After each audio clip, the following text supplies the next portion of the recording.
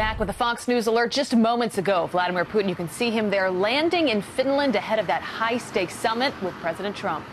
Here on with more on what we can expect, we've got a special panel. Dan Bongino, former lead Secret Service agent for the Obama-Medvedev summit, and Rebeccah Heinrichs, senior fellow at the Hudson Institute and Fox News security national analyst and author of the upcoming book, Why We Fight, Dr. Sebastian Gorka. Good to have all three of you. Dan Bongino, let's start with you. Going in, we have no idea what they're going to do. What are your expectations about what will happen?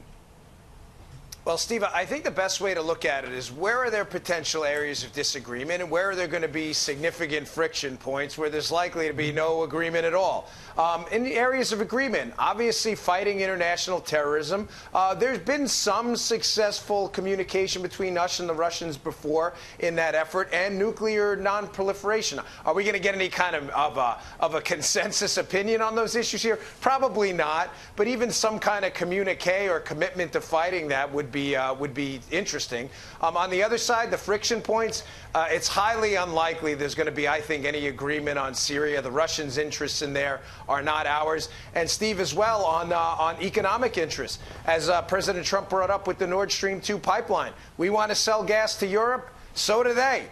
It's zero-sum in that respect, and I think those would be some significant friction points. Yeah, Dr. Gorka, it's interesting when you watch the summit that played out with North Korea and the way that President Trump handled Kim Jong-un, the way that he charmed him, he sort of built him up, reminded him what a strong leader he is in his own way, but obviously as a negotiating tactic to get something in return. You can imagine there will be some similar charming in this meeting. What does Putin ultimately want? How does President Trump think about this in a way where he can get something in return? Well, that's the real question. I think the comparison is with the prior 8 years. Remember that under President Obama, his presidency began with an apology tour. America was deemed to be the source of all international problems. And we actually had a policy. This is not, in my opinion, the Obama administration had a policy of strategic patience and leading from behind. So America withdrew internationally, and what did Putin do? He exploited that vacuum. He stepped into that vacuum in the Middle East, in Europe and elsewhere, to the detriment of the Western alliance and also to our partners in the Middle East. So now we have American leadership reasserted under Donald Trump. We have become the global player, whether it's Europe, whether it's Asia, whether it's anywhere in the world.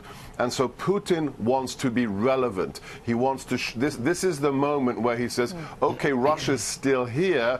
Can I still be an international actor? So for him, it is this summit is much more important for Putin than it is for the president, because his relevance has been undermined, and justly so, because he is a destabilizing actor in the world. Rebeccah, we know that after the Olympics, he invaded the Ukraine. We know in Georgia, he went in there, never really got any retribution. He goes into Syria, no retribution. The word is that this guy only understands strength and consequences. How does the president get that across in a conversation?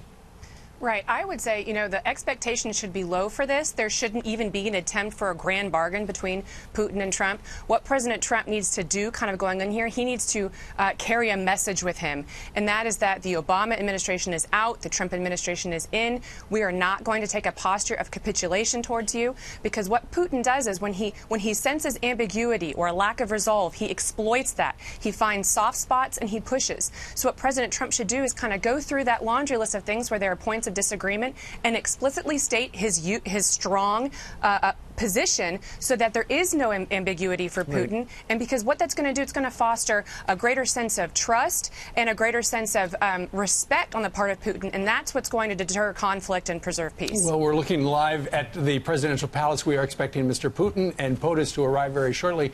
Dan Bongino, it was just a couple of days ago where the president referred to Mr. Putin as a competitor. We're both competitors, and they're both strong guys, but with competitors, you got to walk away with a win. Do you think at the end of this, they'll both be able to say, I got something out of the deal?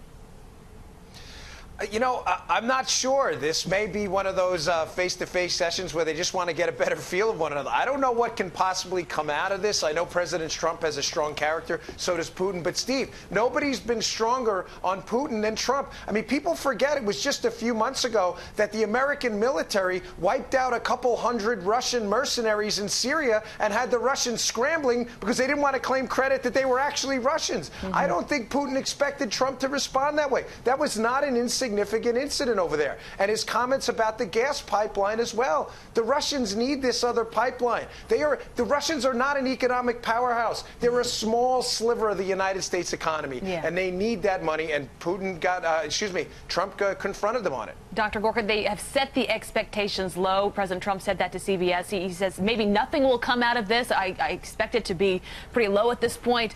What would success look like to you? You understand the president. You understand these issues deeply. What needs to happen for us all to be talking about this in the end, that something big was done?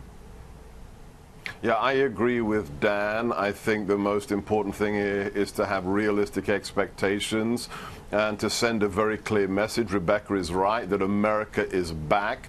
I think two things at bare minimum. Number one, that they create some kind of working relationship, even if our countries have very different interests, that there is some kind of connection made between the two men. And at the very, very least, I think the issue of Syria. We're not going to get any kind of serious collaboration with Russia on major issues such as energy or China. But when it comes to Russians running around Syria, supporting the murderous Assad regime, if we can get Russia to dial back from their involvement in Syria, after we've killed more, as Dan said, more than 200 Russian mercenaries killed by U.S. forces, it's time for Putin to withdraw from Syria.